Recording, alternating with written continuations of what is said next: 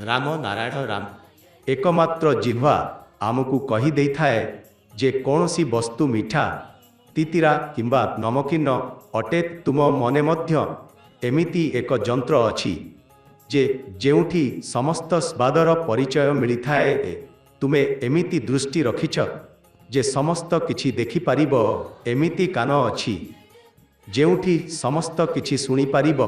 एही बुझिबा, एही ज्ञान, एही इंद्रिय गुड़िक संपूर्ण आकार एवं एक आख्यान होइछि।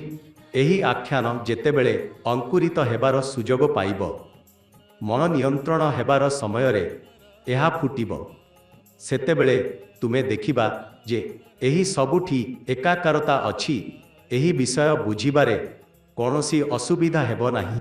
पूजा एवं अन्यान्य नियम मानी आमे बहुत दूरकू चली जाइछु। शारीरिक भावे वास्तवतारू आमे पछकू पड़ी जाइछु। एही प्रथा गुड़िकरे आटकी रहिले किछि होई नाही। कौनसी कार्यर पछर सत्य जानिबा अति आवश्यक।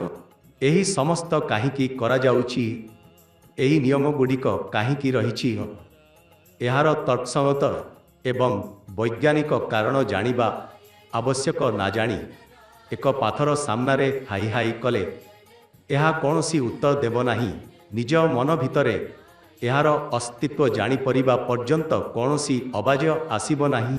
आमे जानिबा उचित जे एही नियम गुड़िक काहींकी गठन करा जाइछि। आजि अधिकांश लोक दर्शनरू वंचित अछंती। हजार वर्ष धरी चलीथिबा एही व्यवस्था तांकू कौनसी दर्शन देउ नाही, कौनसी अनुभूति मिलू नाही। काहींकि एही अनुभूति होई न थाए, एहा बुझिबा आवश्यक।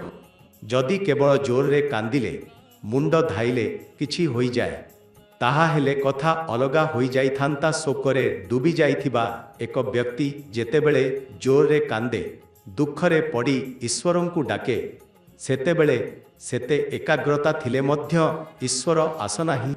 पुत्र मृत्यु हेले माता पिता रोई आखि अंध होई जांती, सेमाने पागल होई जांती। रोदन, जोर रे चित्कार करिबा, एकाग्रता सबु अभाव नुहे, किंतु सेमानंको एही आक्रंद काहाकू आमंत्रण करे नाही।